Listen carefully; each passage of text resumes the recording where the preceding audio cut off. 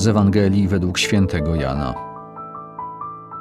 Jezus powiedział do Nikodema: tak Bóg umiłował świat, że Syna swego jednorodzonego dał, aby każdy, kto w Niego wierzy, nie zginął, ale miał życie wieczne.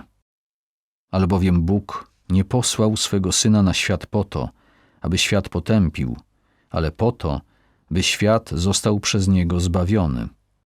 Kto wierzy w Niego, nie podlega potępieniu, a kto nie wierzy, już został potępiony, bo nie uwierzył w imię jednorodzonego Syna Bożego.